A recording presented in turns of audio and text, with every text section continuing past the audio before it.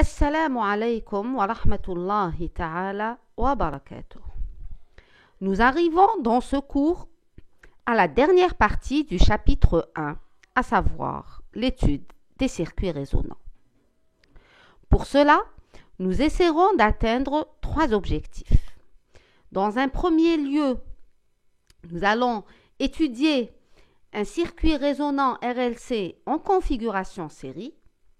Notre deuxième objectif serait l'étude du circuit bouchant, traduisant le phénomène d'antirésonance. Et enfin, nous allons faire une application, donc à travers la résolution d'un exercice qui est tiré d'un sujet de rattrapage donné à la faculté de physique de l'USTHP. Donc, sans plus tarder, commençons par le premier point, qui consiste à étudier un circuit résonant RLC en configuration série. Pour cela, nous allons utiliser un circuit qui est le suivant. Il est constitué de trois éléments, une résistance R, une bobine de self-inductance L et un condensateur de capacité C.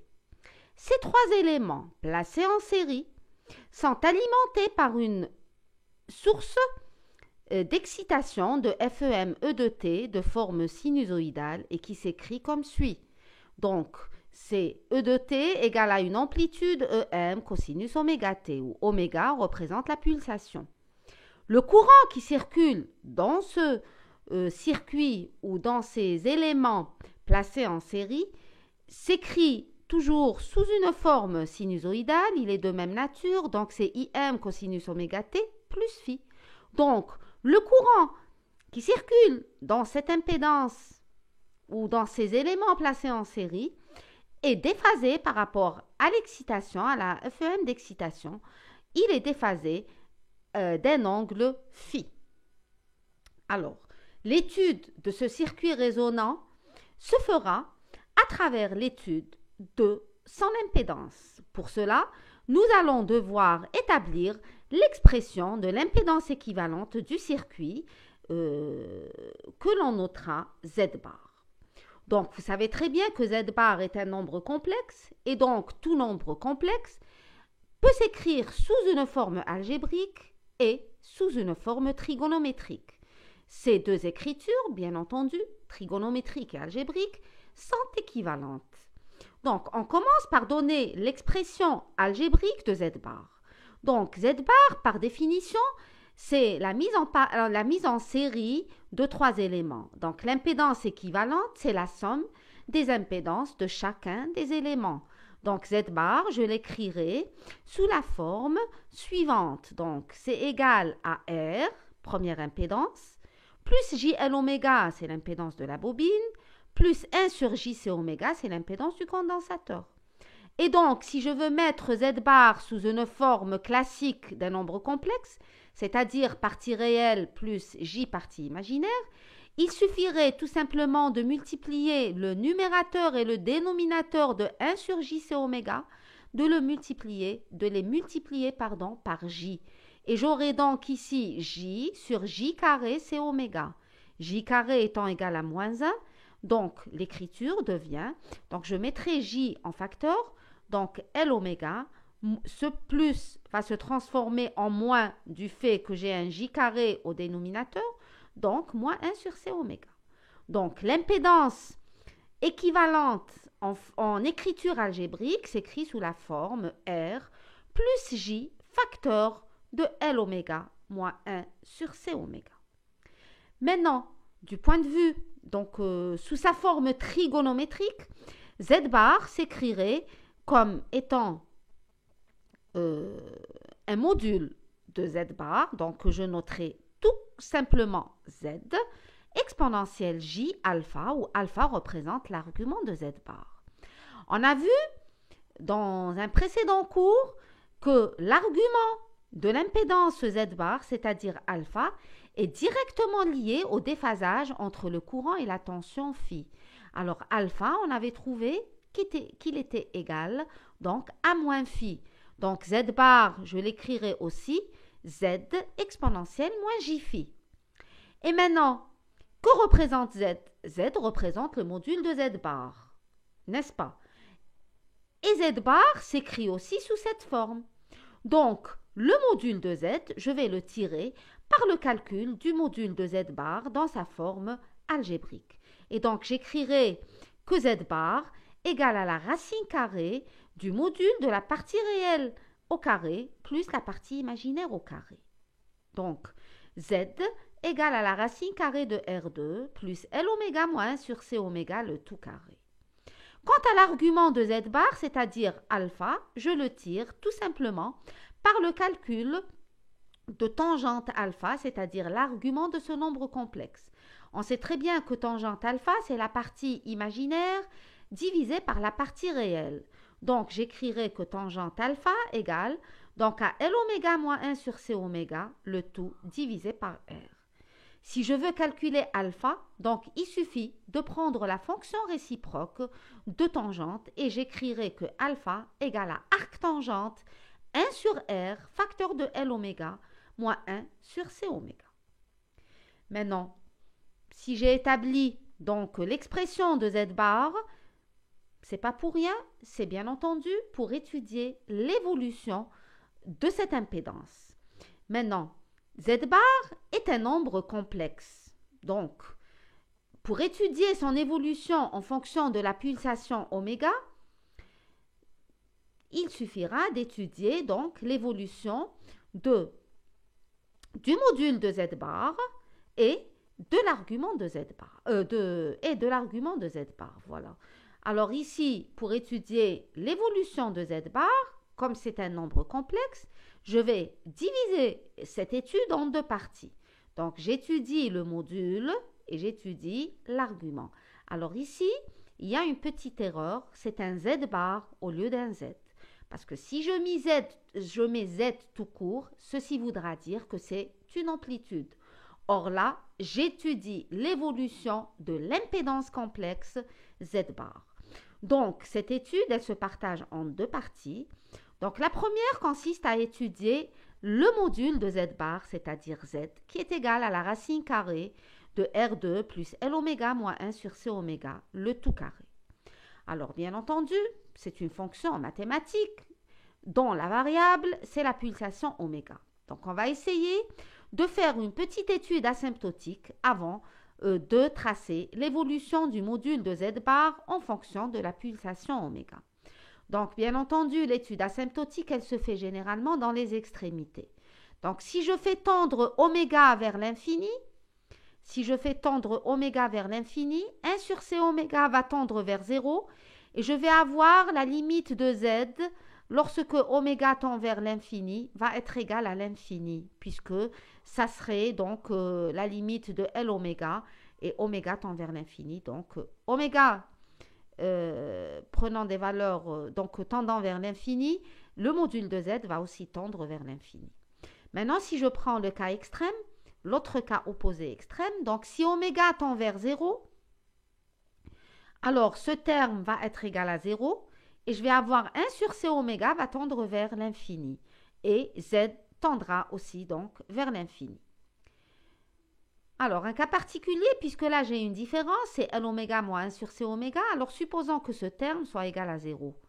Donc, si L oméga moins 1 sur C oméga égale à 0, ceci reviendra à dire que oméga serait égal à une pulsation caractéristique que l'on notera oméga 0 égale à 1 sur racine de LC. Donc, dans ce cas, ce terme va tendre vers 0 et je vais avoir z est égal à R.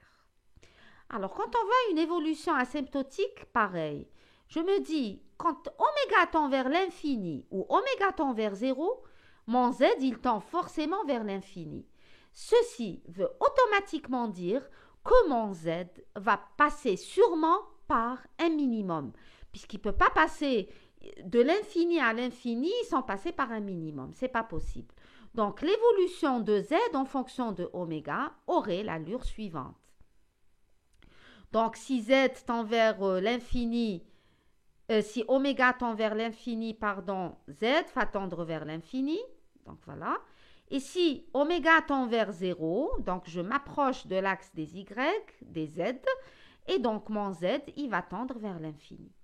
Alors, puisque dans les extrémités, ils sont à l'infini tous les deux, ceci voudra dire qu'ils vont passer, mon Z va sûrement passer par un minimum à oméga égale à oméga 0 et son minimum correspond à Z égale à R. Donc, pour oméga égale à 1 sur racine de LC, le module de Z bar est égal à la partie réelle de Z bar qui est égale à R.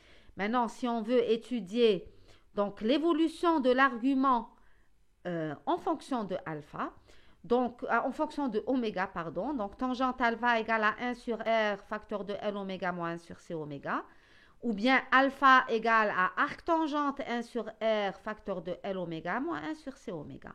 On va procéder exactement de la même manière comme on a fait pour le module de Z. Donc, je fais tendre oméga vers l'infini. Si je fais tendre oméga vers l'infini, 1 sur C oméga va tendre vers 0 et donc tangente alpha serait égale à plus l'infini. Et quel est l'angle dont la tangente est égale à plus l'infini? C'est plus pi sur 2. Bien sûr, je ne peux pas prendre oméga tendant vers moins l'infini, c'est une grandeur physique qui est strictement positive. C'est évident, donc vous le connaissez, vous savez ceci, ce n'est pas la peine d'en parler. Maintenant, si je fais tendre oméga vers 0, donc ce terme va tendre vers 0 et je vais avoir tangente alpha qui serait égale à moins l'infini. Donc, puisque 1 sur 0 serait égal à l'infini, avec ce signe moins, je vais avoir tangente alpha, c'est moins l'infini. Et l'angle dont la tangente est égale à moins l'infini, c'est bien entendu moins pi sur 2. Maintenant, comme on l'a fait pour le module de Z, la valeur particulière de oméga qui est égale à 1 sur racine de LC va annuler le tangente alpha. Et à ce moment-là, pour oméga égale à oméga 0 égale à 1 sur racine de LC, je vais avoir un alpha, c'est-à-dire l'argument de Z bar, il serait identique au déphasage entre I et E et il serait égal à 0.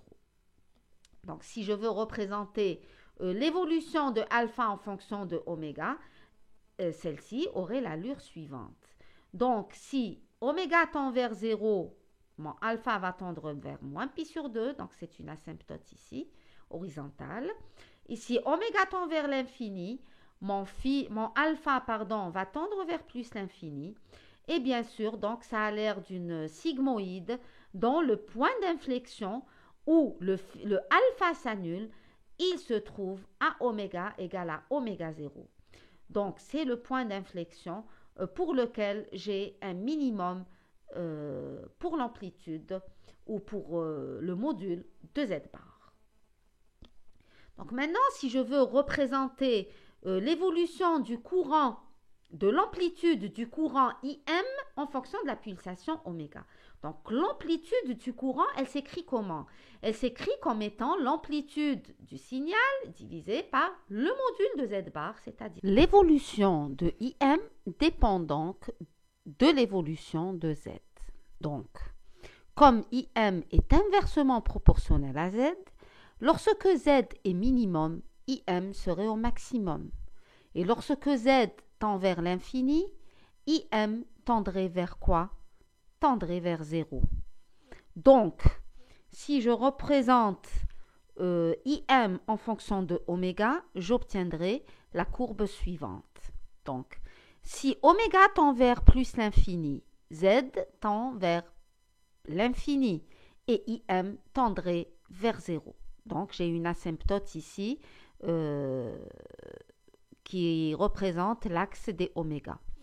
Et si oméga tend vers 0, mon Z, il tendait vers quoi? Il tendait vers l'infini. Et donc, IM tend aussi vers 0. Maintenant, lorsque oméga égale à oméga 0 égale à 1 sur racine de LC, Z était à son minimum qui était égal à R. Et à ce moment-là, le courant est à son maximum qui est égal à EM sur R. Donc, après avoir passé en revue donc, les différentes évolutions du module de Z, de l'argument de Z et du courant, donc l'amplitude du courant IM en fonction de la pulsation oméga, on va se poser la question.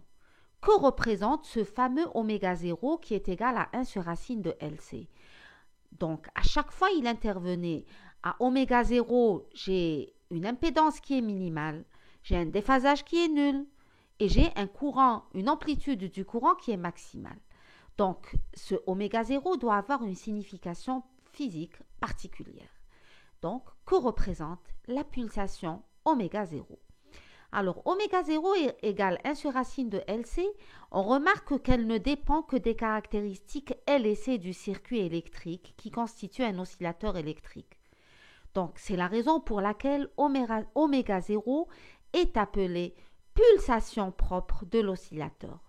Et F0 représente la fréquence propre de cet oscillateur, bien sûr. Donc, on pourrait dire que lorsque la fréquence de l'excitation E de T se rapproche de la fréquence propre de l'oscillateur, c'est-à-dire elle se rapproche de F0, le circuit, donc ce circuit électrique, on dit qu'il entre en résonance et F0 représente alors la fréquence de résonance du circuit. Donc, oméga 0 représente la pulsation de résonance du circuit et F0, bien sûr, c'est sa fréquence de résonance. À cette fréquence, qu'est-ce qu'on a remarqué? On a remarqué que l'impédance Z est minimale et vaut R, que l'intensité IM est maximale et vaut E sur R. Et le déphasage entre le courant et la tension d'excitation est nul. Donc ici, c'est un EM, ce n'est pas un E, c'est un EM. Donc ces trois constatations, ces trois résultats sont à retenir. Ainsi, à la résonance, plusieurs phénomènes sont observés. Le premier phénomène réside dans le fait que la DDP aux bornes de la bobine et la DDP aux bornes du condensateur sont en opposition de phase. Et c'est ce phénomène qui est à l'origine justement du phénomène de résonance. Et la DDP donc aux bornes du circuit résonant dans sa globalité résulte uniquement de la présence de la résistance. Ceci se traduit par l'écriture suivante, c'est que VL à oméga 0 plus VC à oméga 0 égale à 0 avec VR de oméga 0 égale à la tension d'excitation. Aussi, du point de vue amplitude, la DDP aux bornes de la bobine est égale en amplitude à la DDP aux bornes du condensateur. Ces deux DDP peuvent valoir plusieurs centaines de fois la tension d'excitation et c'est ce qu'on appelle phénomène de surtension. Et on l'écrit mathématiquement comme VL à oméga 0 égale à VC à oméga 0 égale à QS fois l'amplitude du signal, avec QS un coefficient qui est généralement très grand devant 1. Donc, sans plus tarder, on va voir qu'est-ce que c'est que ce QS, ce facteur de proportionnalité, qu'est-ce qu'il représente. Donc, QS, c'est tout simplement le coefficient de qualité du circuit résonant. Il est défini à la résonance seulement. Il ne peut pas être défini à n'importe quelle pulsation et il traduit la qualité du circuit résonant. Il peut être déduit comme suit. Donc, on va se mettre dans le cas d'un circuit, donc RLC série, et on va appliquer le diviseur de tension sur la branche RLC. Bien sûr, vous savez très bien que le diviseur de tension est appliqué lorsqu'on a des éléments qui sont placés en série. Alors, ce diviseur de tension va être utilisé pour calculer ou pour déterminer la DDP aux bornes de la bobine et la DDP aux bornes du condensateur. On commence par la bobine, donc VL. C'est tout simplement l'impédance de la bobine, donc c'est ZL, voilà, sur l'impédance totale du circuit résonant, donc Z, mais tout ceci est pris à oméga 0, bien sûr. Et donc, je remplace ZL par JL oméga 0, et l'impédance donc globale à la résonance, elle est tout simplement égale à R. Donc, si je prends le module de VL, je trouve que VL serait égal à L oméga 0 sur R fois l'amplitude du signal d'excitation EM. Je fais la même chose pour la DDP aux bornes du condensateur et donc c'est l'impédance du condensateur divisée par l'impédance équivalente Z, mais le tout est pris à oméga 0 et donc ça va donner 1 sur JRC oméga 0 E. Et donc de là, je tire le module et le module serait égal donc à 1 sur RC oméga 0 EM.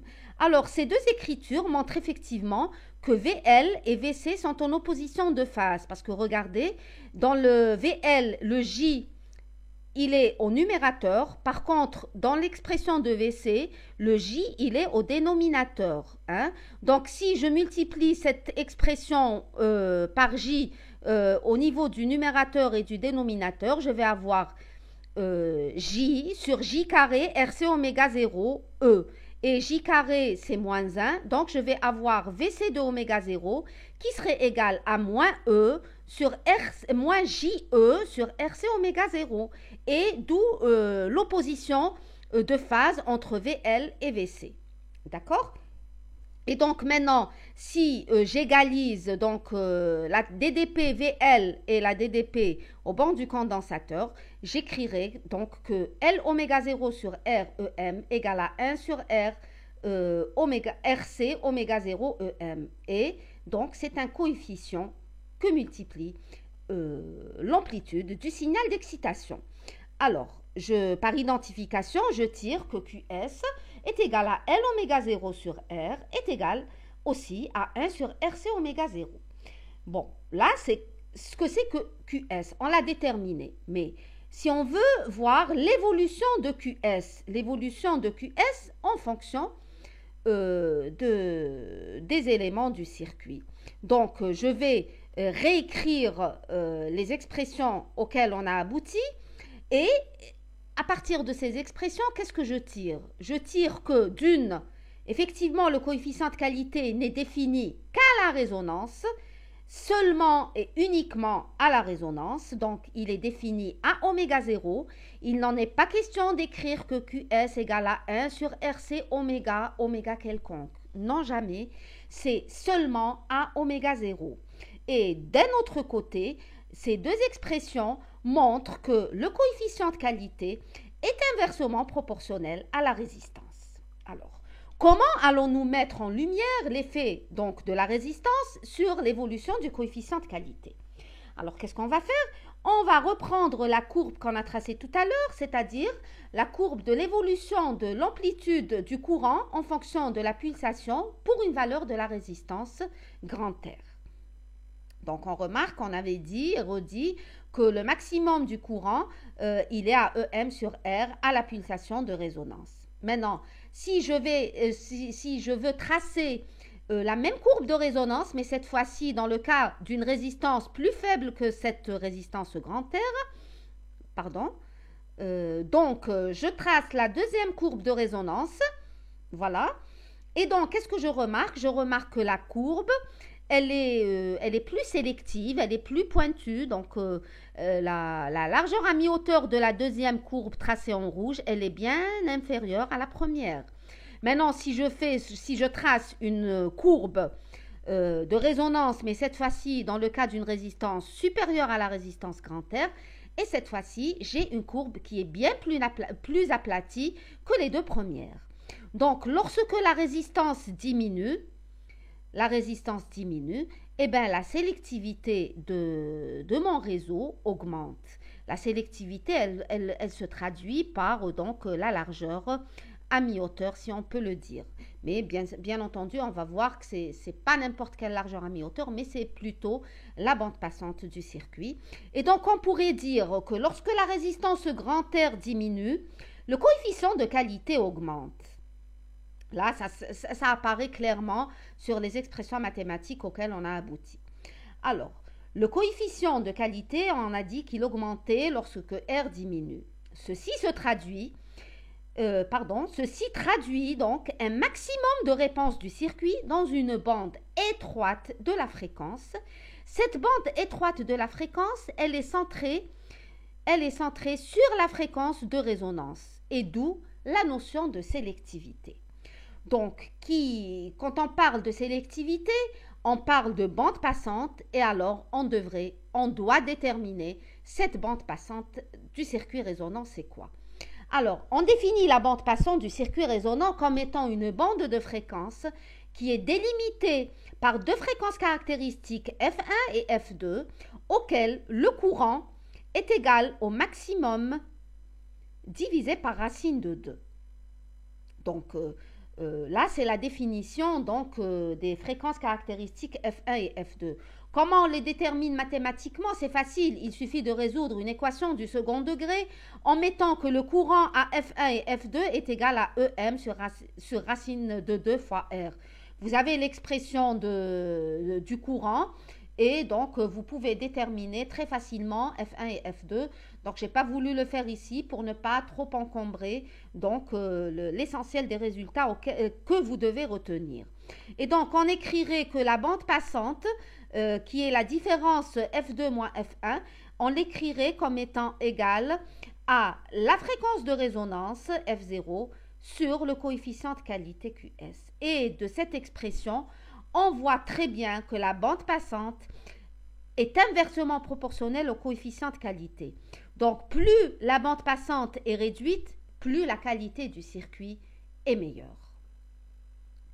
Donc, pour terminer avec l'étude du circuit résonant RLC série, je vais vous montrer donc une petite simulation d'un circuit RLC série qui résume un peu tout ce qu'on vient de dire, et ceci par l'utilisation ou par le biais d'une application Java que j'ai empruntée, bien entendu, du net.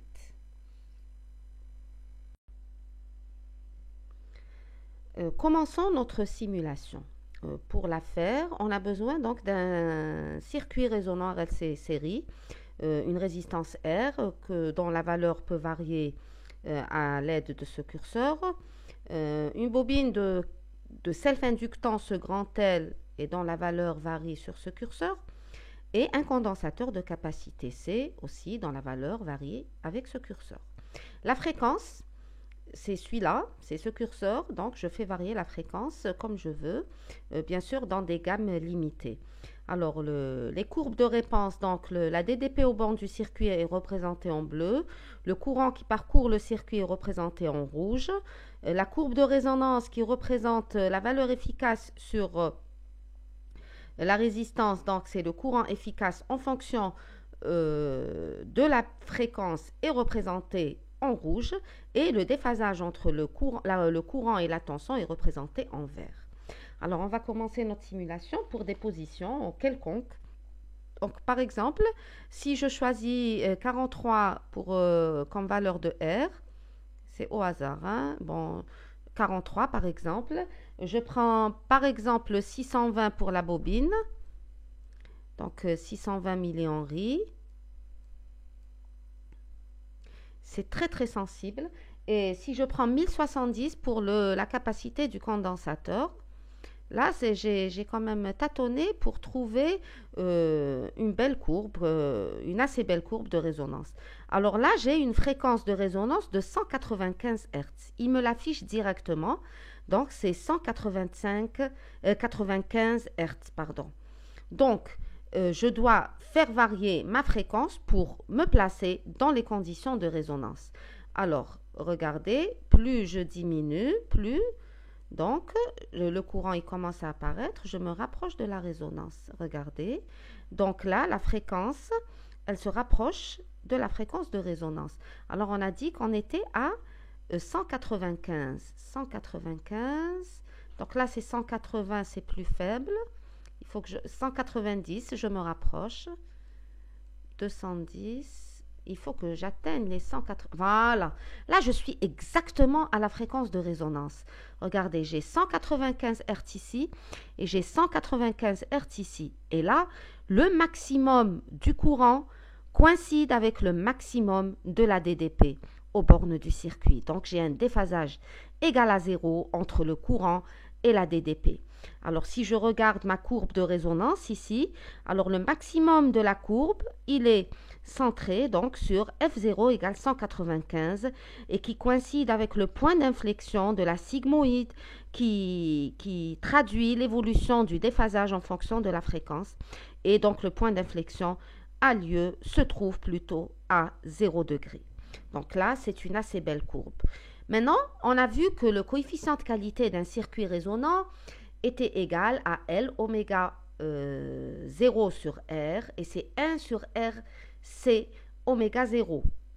Donc, le coefficient de qualité, il est inversement proportionnel à la résistance et donc il est proportionnel à la self-inductance et inversement proportionnel à C. Mais bon, pour voir l'effet des éléments du circuit, on va voir l'effet de la résistance, comme on l'a fait tout à l'heure en cours.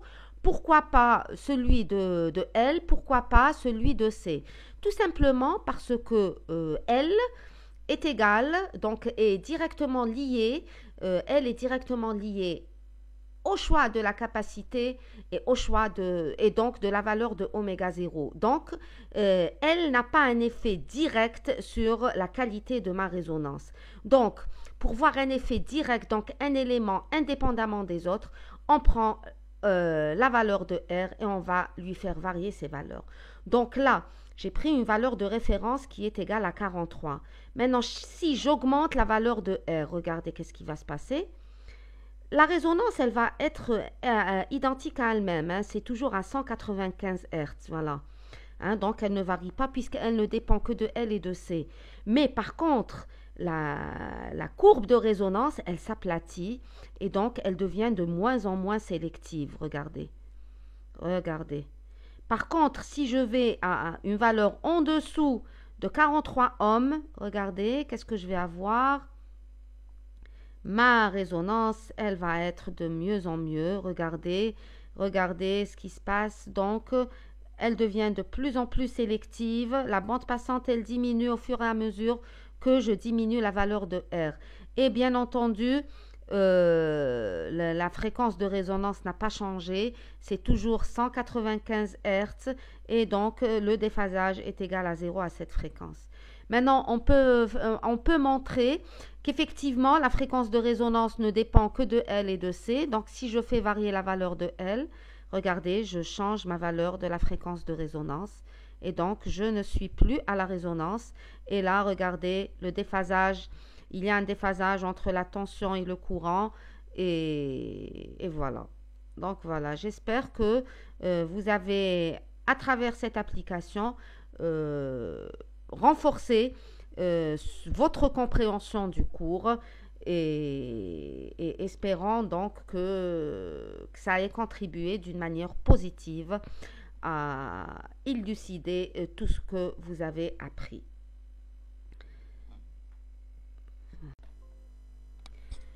Après avoir terminé l'étude du circuit résonant série, nous arrivons au deuxième point de notre cours qui consiste à étudier le circuit résonant RLC parallèle ou circuit anti-résonant, appelé encore circuit bouchant. Alors pour cela, nous disposons donc du circuit suivant qui est constitué par la mise en parallèle d'une bobine de self-inductance L et de résistance de perte R, placée en parallèle avec un condensateur pur de capacité C. Alors l'ensemble de ces deux éléments placés en parallèle est alimenté par une source variable alternative de FEM-E de T et qui s'écrit comme étant EM cosinus oméga T, où EM représente l'amplitude du signal d'excitation. Alors, l'admittance du circuit ainsi obtenu est égale à la somme des admittances des deux branches placées en parallèle et donc elle s'écrit comme étant 1 sur R plus JL oméga plus JC oméga. Alors, afin de simplifier notre étude, on va se placer dans le cas où la résistance grand R est très faible devant l'impédance L oméga. Donc, on va négliger la résistance R devant L oméga et le circuit simplifié est le suivant. Donc, je remplace la résistance grand R par un court-circuit et je vais avoir donc une bobine de self-inductance L placée en parallèle avec le condensateur C. Alors, l'impédance du circuit ainsi obtenu s'écrit comme étant ZC parallèle à ZL et c'est donc le produit ZC et ZL sur la somme ZL plus ZC. Alors, après avoir remplacé ZL par JL oméga et ZC par 1 sur JC oméga, je trouve l'expression suivante pour Z bar et donc qui montre que Z bar est purement imaginaire dans ce cas. Donc, on l'écrit sous la forme Z bar égale à JX où X représente la réactance du circuit. Alors, la nature de Z bar, elle va dépendre ou elle est tributaire du signe de X. Alors, X, c'est quoi? C'est tout simplement L oméga sur 1 moins LC oméga carré. Et donc, le signe de X va dépendre du signe du dénominateur qui est égal à 1 moins LC oméga carré. En effet, pour une valeur de oméga supérieure à oméga 0 qui est égale à 1 sur racine de LC, j'ai un X qui est négatif. Et à ce moment-là, le circuit se comporte comme une capacité. Par contre, si je me place dans le cas où oméga est inférieur à oméga 0, ceci me donne donc un X qui est positif et le comportement du circuit est un comportement inductif.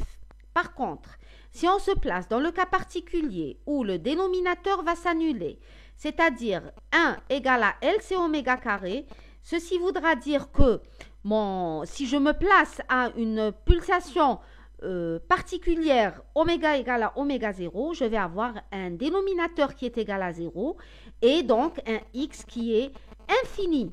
Donc, si X est infini, mon impédance va aussi être infinie de toutes les façons.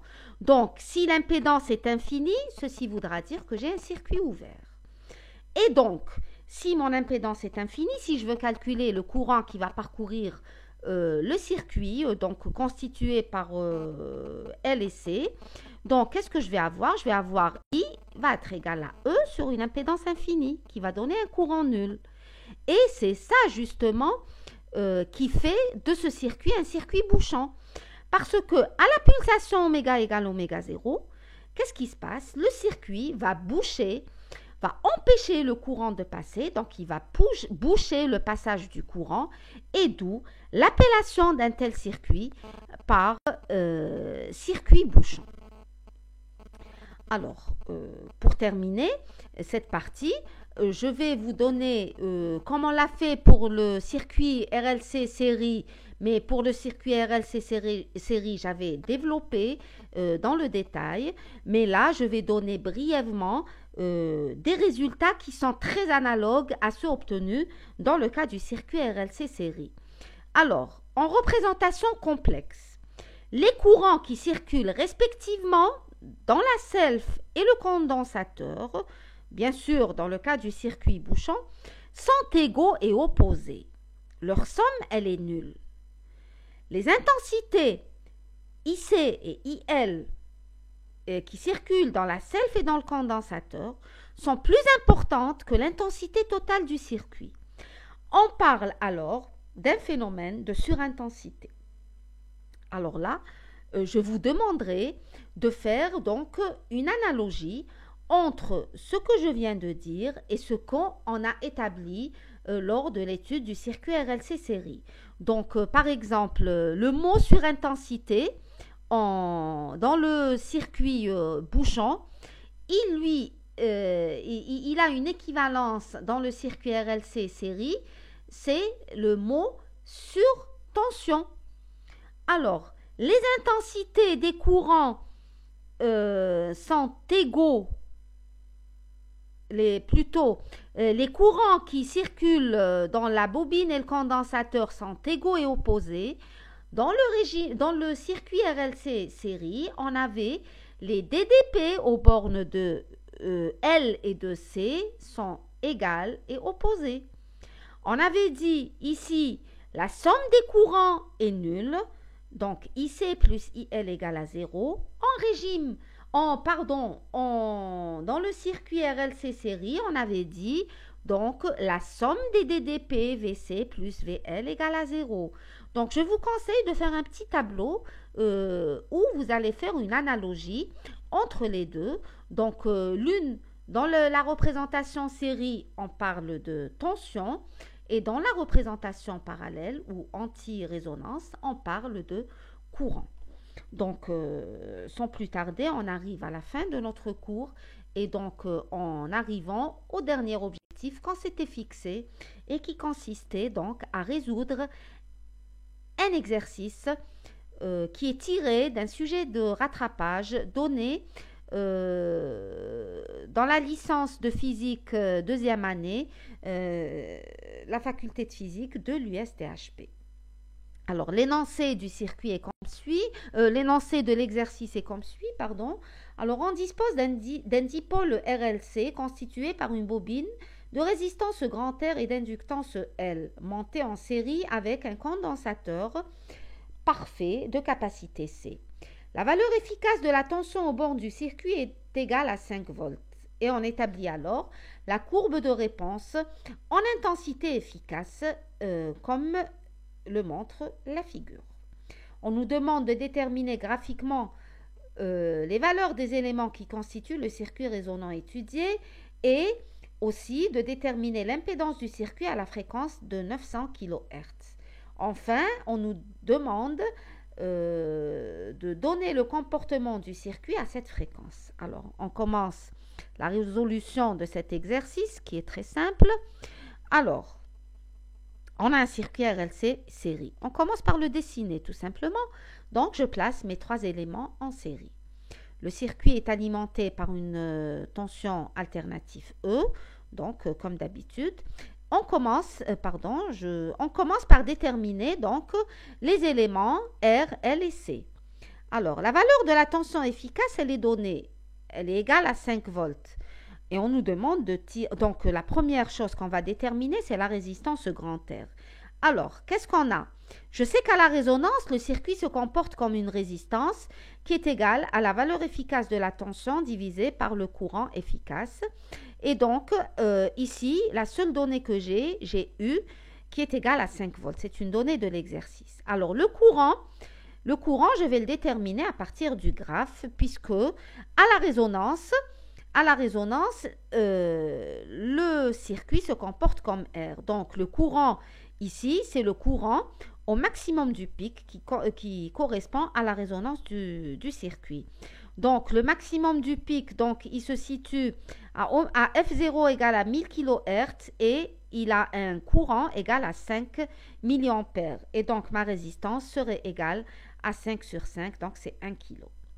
Quant aux valeurs de L et de C, on va les déterminer à partir donc de la définition du coefficient de qualité qui est égal à L oméga 0 sur R et c'est aussi F0 sur B.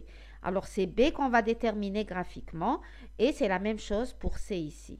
Donc à partir de ces expressions, je tire L et C. Je tire L et C sans oublier de remplacer donc oméga 0 par 2pi F0. Les calculs numériques seront faits lorsque B sera déterminé graphiquement. Alors, comment je détermine B graphiquement? Je prends mon graphe et donc je vais au maximum. Je divise le maximum du pic par racine de 2, donc ici c'est 5. 5 sur racine de 2 me donne 3,53. Je reprojette sur le graphe. J'ai donc 2 fréquences. La première fréquence, c'est F1 qui est égale à 980 kHz. La seconde, c'est F2 qui est égale à 1080 et d'où une bande passante F2 moins F1 qui est égale à 150 kHz. Alors, si je remplace donc B par sa valeur, F0 et R, donc je tire les valeurs de L et de C. Et ainsi, nous avons plutôt déduit les valeurs des éléments constituant le circuit RLC série. Alors, la deuxième question consiste à déterminer donc l'impédance du circuit à la fréquence de 950 kHz.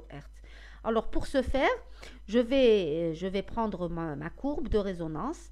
Je cherche 950, c'est ici. Je projette sur le graphe, je reprojette sur l'axe des courants et je tire le courant correspondant à cette fréquence. Donc, le courant, il est de 4 mA.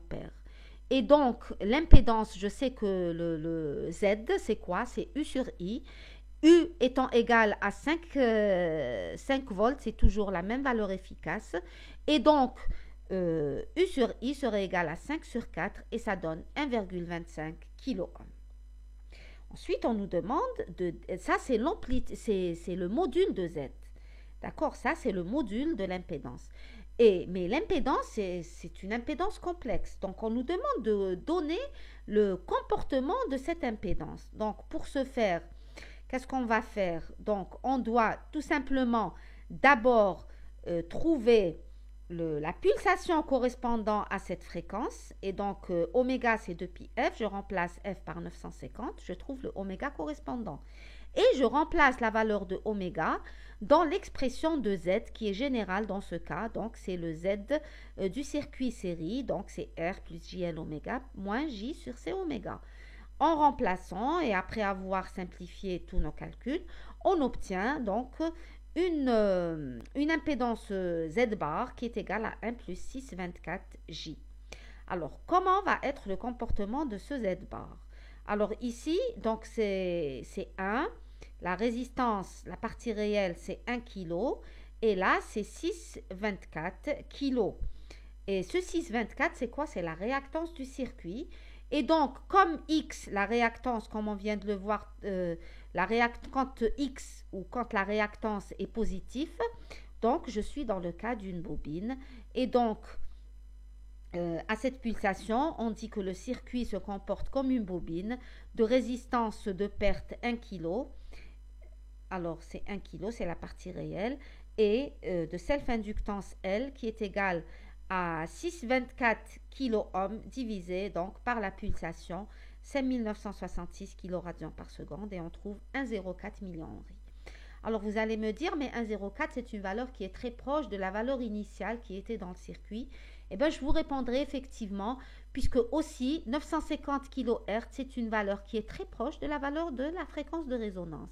Donc si je m'étais éloigné un peu plus, j'aurais eu probablement une valeur de L qui aurait été différente de celle-ci, donc qui aurait une valeur loin de la valeur initiale. Donc voilà, ainsi se termine cet exercice, se termine le cours d'aujourd'hui et se termine le chapitre 1. Donc j'ose espérer que vous ayez donc tout noté, que vous ayez développé tous les calculs avec moi, que vous ayez rédigé votre cours sur votre cahier. C'est tout simplement pour optimiser la compréhension de votre cours.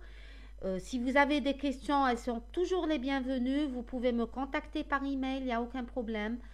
Et donc, je vous remercie pour votre attention et je vous dis au prochain cours, bi'idnillah, dans lequel on commencera le chapitre 2 et donc on fera les quadripoles.